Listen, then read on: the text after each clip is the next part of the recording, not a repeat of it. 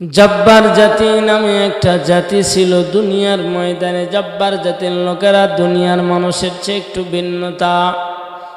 এখন বর্তমান সময়ের মানুষ যতটুকুন লম্বা তার তুলনায় জব্বার জাতির লোকেরা আমাদের এই বর্তমান সময়ের মানুষের হাঁটু পর্যন্ত আমরা হতাম। জব্বার জাতির লোকদের সাথে আল্লাহ রাব্বুল আলামিন কোরআন মাজিদের আয়াত নাযিল করে সূরা মাইদার মধ্যে বর্ণনা দিয়ে জানায় দিলেন, ও নবী আমার, আপনি বেরিয়ে যান ওই জব্বার জাতির লোকদের সাথে যুদ্ধ করার জন্য। জব্বার জাতির লোকদের সাথে যুদ্ধ করার জন্য আল্লাহ রাব্বুল আলামিন পয়গম্বর মুসা আলাইহিস সালাম সহ বনি ইসরাইলদেরকে আল্লাহ অর্ডার করলেন, বনি ইসরাইল বাহিনী নিয়া পয়গম্বর মুসা আলাইহিস সালাম বেরিয়ে পড়লেন। মুসা নবী যখন জব্বার জাতির লোকদের সাথে যুদ্ধ করার জন্য বিশাল বড় ৭০,০০০ একটা বাহিনী নিয়ে রওনা হয়ে গেলেন। যাইতে যাইতে যাইতে যাইতে অনেক দূর যাওয়ার পর যখন রাত্র হয়ে গেল, একটা জায়গার ভেতর তাঁবু ফেললেন। এই ঘটনাটা কথাটা মুসা আলাইহিস সালামের এই ঘটনা, অর্থাৎ মুসা নবী যে জব্বার জাতির বিরুদ্ধে যুদ্ধ করার জন্য যাচ্ছে, এটা যখন প্রচার হয়ে গেল, জব্বার জাতির লোকেরা খবর পেয়ে গেলেন। খবর পাইয়া বড় টেনশন পেরেশানির মধ্যে পড়ে গেলেন। আমরা লম্বা হলে কি, কিন্তু মুসা নবী আমাদের বনি ইসরাইল বাহিনী সহ নিয়ে যখন আক্রমণ করার জন্য আসতেছে, আমাদের তো সম্ভব হবে না আল্লাহর নবী মুসা আলাইহিস সালামের সাথে আমাদের যুদ্ধ মোকাবেলা করা। এটা কেমন করে সম্ভব হয়? জব্বার জাতির লোকদের ভিতরে একজন আল্লাহওয়ালা ছিল, বুজুর্গ ব্যক্তি ছিল, মুস্তাজাবুদ দাওয়া যাকে বলা হয়। লোকটার নাম ছিল বালাম ইবনে বাউল। এই বালাম ইবনে বাউলের কাছে জব্বার জাতির সকল লোকেরা চলিয়ে গেল।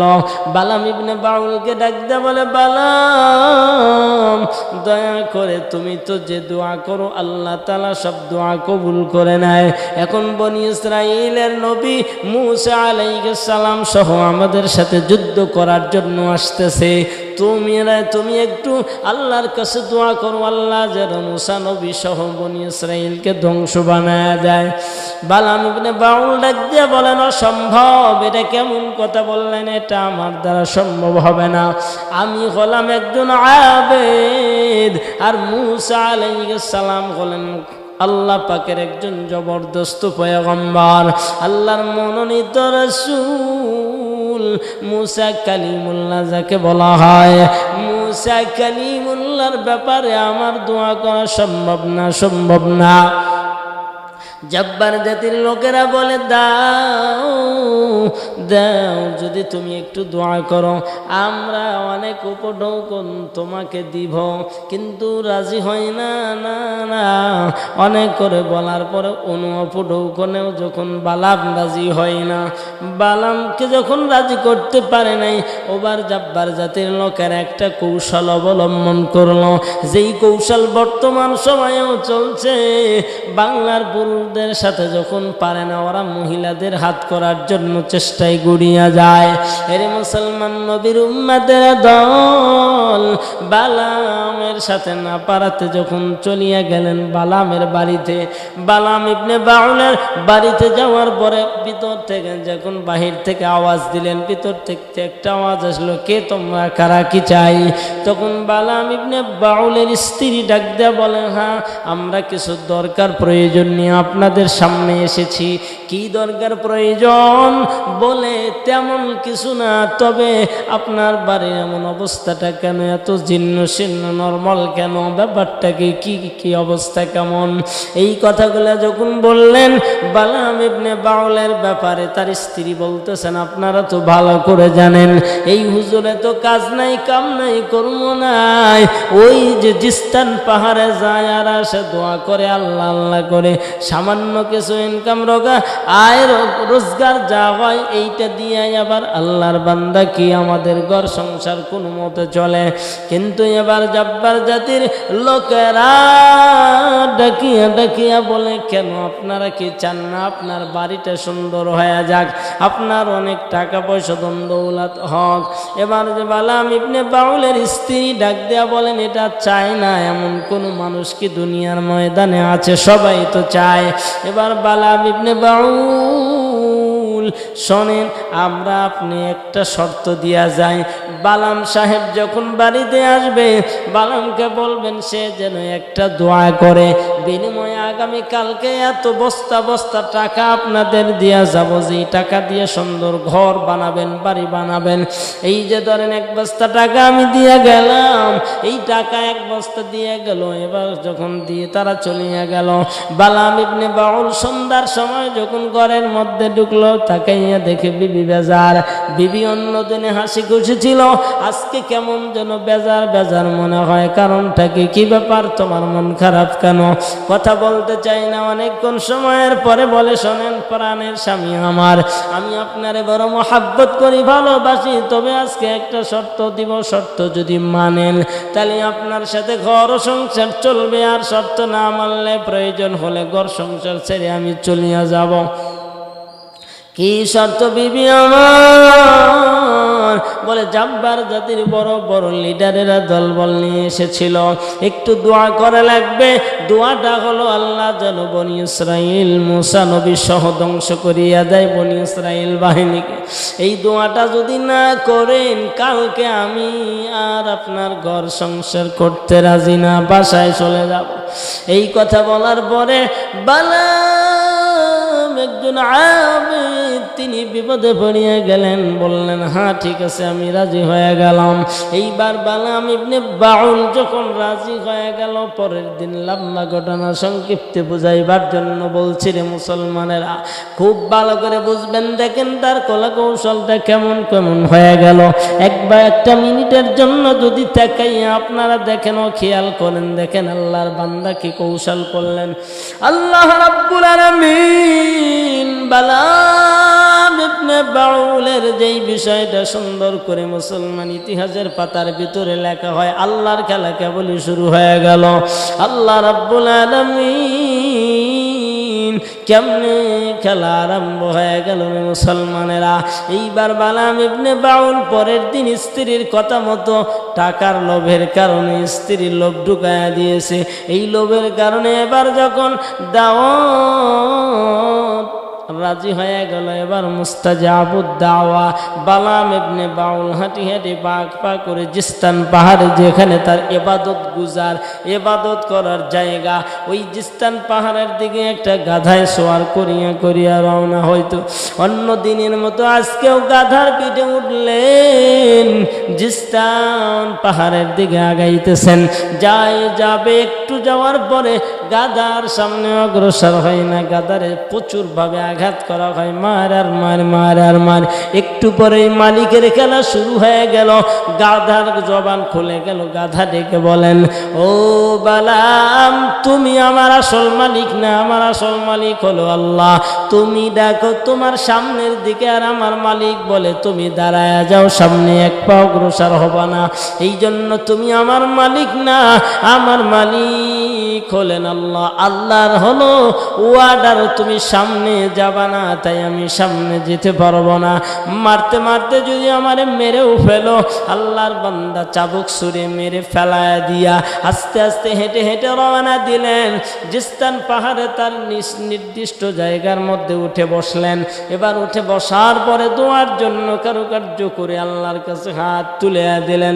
আল্লাহর কাছে যখন হাত উঠাইয়া দিচ্ছেন, এমন সময় আল্লাহর বান্দা হাত তুলে আল্লাহর কাছে বলতেছেন, আল্লাহ বলবে, আল্লাহ তুমি মুসা নবীরে ধ্বংস করে দাও।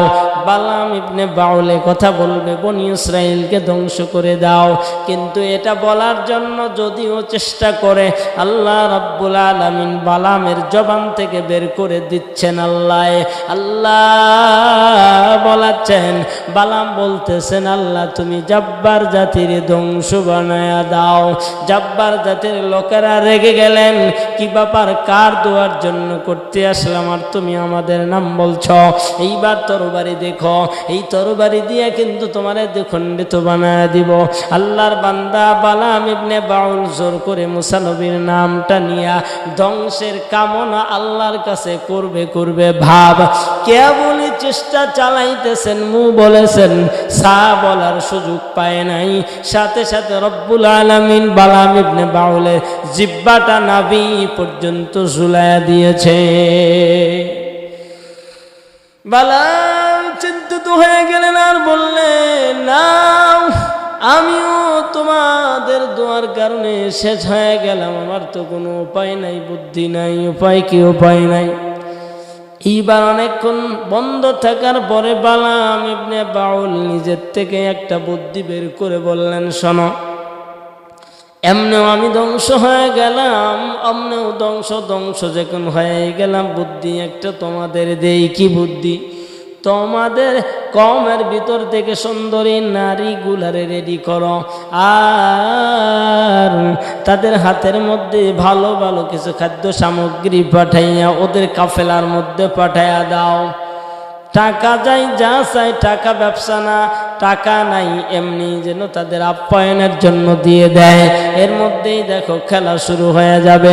বালাম ইবনে বাউল ধ্বংস নিজে হইলেন, লেখনির মাধ্যমে এই বুদ্ধি কৌশলটা শিখাইয়া দিলেন।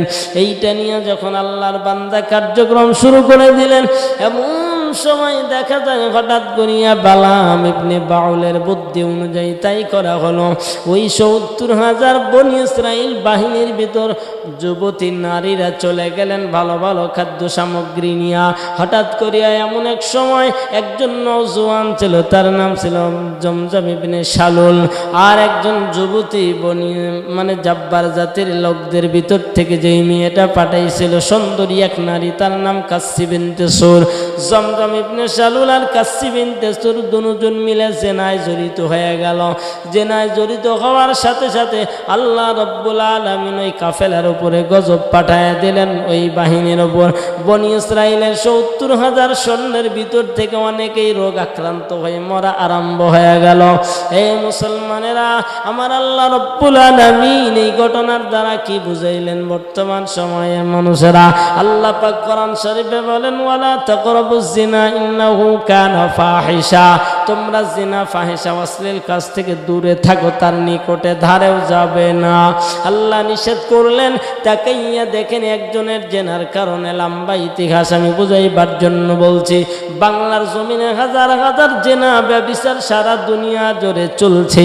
আমার আল্লাহ দয়া মায়া করে এখনো পর্যন্ত দুনিয়াটা টিকায় রাখছে। এমন এক সময় আসবে আল্লাহ দুনিয়া ধ্বংস করিয়া দিবেন।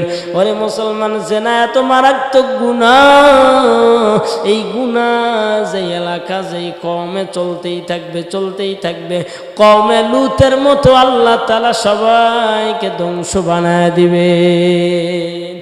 এই জন্য আমরা জেনার থেকে যদি বাঁচতে চাই, মারাত্মক ব্যাধি বালাম ইবনে বাউল বনি ইসরাইল বাহিনীর জন্য বদদুয়া করতে গিয়া নিজে ধ্বংস করার জন্য দোয়া করতেছিলেন, কিন্তু যখন সফল হয় নাই দোয়া, উল্টো বুদ্ধি দিয়েছেন, যেই বুদ্ধির দ্বারা গোটা বনি ইসরাইল বাহিনী ধ্বংস হয়ে গিয়েছে। এজন্য আমাদের জিনার থেকে দূরে থাকতে হবে। আল্লাহ তাআলা যেন আমাদের হেফাজত করেন।